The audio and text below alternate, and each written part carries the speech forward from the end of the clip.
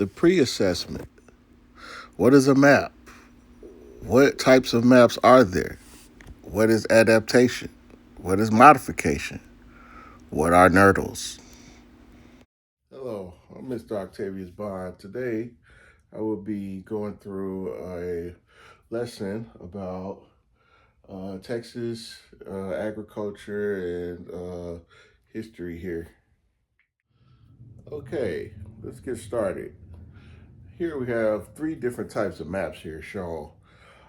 In these three different types of maps, we could be looking for the total SIGs, which is an acronym for the key elements of a map.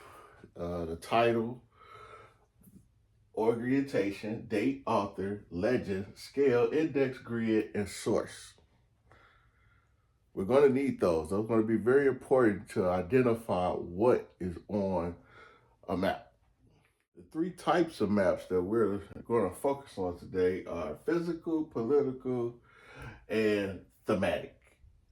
The physical map is a type of map that visually represents the lakes, rivers, mountains, everything physical about the landscape.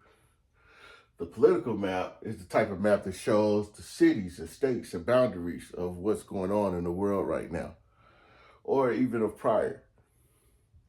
The thematic map is what visually displays the data specific political affiliation or temperature, or even things like population. He uses colors and symbols to represent those things.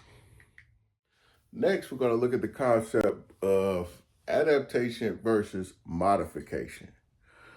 Adaptation is when the humans change their behavior in order to survive or improve an environment. Now, what that means is if, as Texans, we change our behavior to adapt to what's going on in our environment.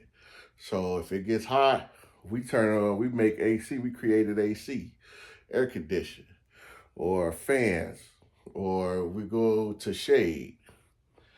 Versus modification. Modification is when humans change the physical environment in order to survive or improve the environment.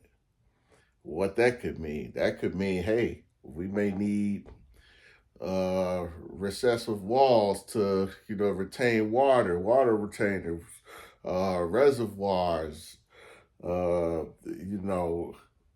things that we could use to irrigate. So we make irrigation channels. These are things that are considered modifications. Although in Houston it stays pretty hot year round, it can get pretty cold. So I have three pictures here. As you can see, snow, looks of snow on the road, icy roads. Those are things that can change the normal environment of a Houstonian used to hot weather 90% of the year. Now, one thing that we can do to adapt to heat or cold in this sense, the extreme, the reverse extreme, is we could put on bigger clothes. We could turn the heat on in our cars. But what are some things that we need to do to start preparing for the winter in modification? Some things in modification we may need to do is wrap our pipes. Yeah, when it gets cold, those pipes get cold and they burst. We may need to put more insulation in our homes. We may have to even figure out other places to make roads and build because of the colder weather that we see. In reverse, in contrast, Houston gets pretty hot. It stays pretty hot for a majority of the year. In these three pictures, you see different variations of what can happen with the heat. You see the grid. The grid could go out. You have electrical issues. You have heat warnings, heat alerts, and then also people trying to make do in the storm in the heat weather, very hot weather. They outside trying to catch shade and in front of fans. So, what are things to do to adapt versus modify in these situations, in heat situations of adapting? If we're just going to adapt to it, we might do what this last picture's doing. We might just kind of catch some shade, turn a fan on, nothing out of the ordinary, nothing to change the environment to modify the situation. But what are things we could do to modify? Well, one thing we can do is we could build cooling centers. That's something that doesn't already come with the environment, that humans are modifying the environment and situation. We're building cooling centers. We're building water parks. We're also strategically building in locations where it doesn't get extremely hot, where we can't host guests and host people who are, coming in to visit town. And also, we can build stronger grids to maintain during all this extra extreme heat. Thirdly, in Harris County, most residential properties are located in the floodplain. It rains a lot when it finally does rain out here. It really rains. So these next three pictures illustrate what it could look like during the flood season, hurricane season, and just the, uncharacteristic amount of rain that might hit and affect the, community.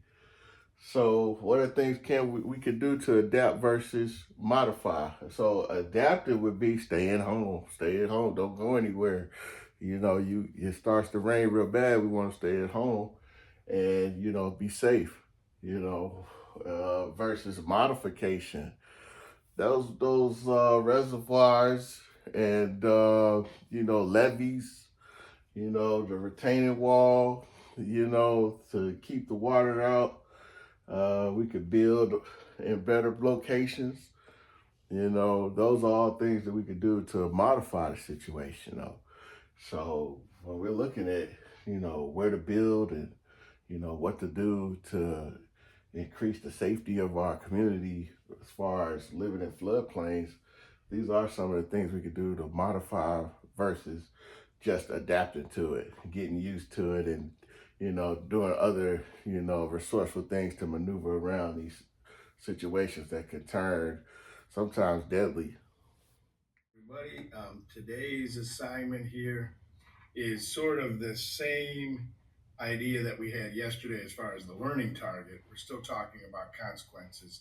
Yesterday, we kind of went with a bigger story of the hurricane in Galveston that led to some changes and actually maybe more concrete ways. And some of these things you'll see again, the difference between adaptation and modification. Permanent with modification, like cutting down trees. Adaptation is more behavior where you deal with or cope with the environment. If we look here, Galveston Bay, we kind of talked about that yesterday. We talked about the seawall in yesterday's lesson, but you also had more than just that. Galveston Bay was dredged and sand used to elevate the city. So they elevated the city of Galveston. The wetlands around Houston had been drained to create more stable land. Bios and wetlands drained and redesigned to create the Port of Houston. So, whoops, go back here. So these are all different ways that they modified to make it safer for hurricanes and better for business. And there's going to be consequences, obviously, whenever you wildlife and different things that whenever you permanently change the environment like that. So, what changes do you think might need to be made to protect cities like Galveston in the future? So, this one is just more think about what the Monday's lesson, Tuesday's lesson, and then what sort of things just um, provide something, and then give a reason why, and that'll be good enough. Then we have is the creation of the Port of Houston an example of a modification or adaptation? Explain your answer, and you can use this to help you. And then this one, then we come into this. Are these examples of adaptation or modification? Here's oil drilling. Here is a boom town that's being put up back in the day. And here is the Houston ship channel. So here is a chart. Whoops, here is a chart for you that goes with those three. You pick whether it's an adaptation or modification, and then you explain it. Nurdles in Houston. What are nurdles? Who is involved? Where and when is this happening? Why is this a problem? How is this being addressed? You could click the link to read an article to help you through this assessment. Here's an article on the Great Nurdle Hunt. You can find this in the PowerPoint. Just click the link and read through it. You don't have to do it right now, but when at the end, before we do the assessment, I suggest you click the link, and it could help you finish the assessment. On display is pretty much a symbolic chart of how these nurdles spill into our environment. It starts right here at the plant. This is the beginning. The plant, everything, the manufacturers, everything's getting made. And then, well, hey, as it spills, it's spilling off trucks who's picking up to dump most of the waste. They try to at least, but it still spills even off those trucks and off of the barges that take it to, dumping locations. So that's how it gets a lot in the water and in the air. Then it comes back all the way back around. It happens all over again as they continue this cycle week to week, year to year. It builds up and it starts to build up uncommonly to affect the environment. It has animals getting sick, maybe even dying, and doing big damage to the water and our beachfronts. Environmental research groups say that the EPA needs new regulations to control wastewater pollution coming from plastic manufacturing plants. Yeah, that pollution, they say, is affecting our beaches here on the Gulf Coast. KPRC2 meteorologist Dajia Swad is at Sylvan Beach Park in LaPorte. And Dajia, tell us what pollutants those researchers were able to find. Yeah, they found several, one of which is dioxide, which is linked to cancer. And then something a little bit more physical. You may have heard of the nurdles. They're small plastic pellets that are the size of lentils. And even though they're small, they create big issues. Pollution from plastic manufacturers are lurking on shores across the Gulf Coast. These small pellets of plastic are called nurdles. Do they mostly appear clear, or do they come in different colors? So they could be clear, they could be a number of different colors and be a little bit more difficult to see through, or it's going to depend a lot on like the particular formula for that nurdle, and then also like whether or not it's interacted with anything or become coated in anything while it's been floating in the water. Sean Daniel Johnson with Environment Texas says those unique formulas help scientists identify the culprit. Anytime you do chemical analysis on one of these pellets, it's going to be unique. It's going to be traceable back to a particular facility. Mixed in with these pellets are chemicals that the eye can't see. There's a lot that needs to be done if people want to be comfortable and safe on their beaches. At this time, class, I would like for you to get in pairs, groups of threes. And if you have any odd pairs, the odd person just could get in the last group. And discuss and write down 3 positives and 3 negatives for each section of this lesson. So 3 positives of maps, 3 negatives. 3 positive, 3 negatives of adaptation versus modification, and 3 positives and 3 negatives about nurdle pollution in Houston. As we go over these points of positive and negative, and in the end, we will get about 3 minutes, and then we'll discuss before individually getting back to our seats and handling our final assessment. So take this time to get with your partners, get in groups, go over those 3 positives, 3 negatives of each portion of the lesson, and then we'll discuss for 2 minutes. And once their 2 minutes are finished, we'll complete our final assessment. Okay, continue. Now that we've finished with our group project and discussed and debated positives and negatives of each portion of the lesson, let's get back to our seats and individually finish the assessment quiz, the final assessment quiz. What is a political, physical, and thematic map? What are 2 positive, negative examples of modification in the Houston area? What are 2 positive, negative examples of adaptation in the Houston area? What are nurdles? How do they affect the environment?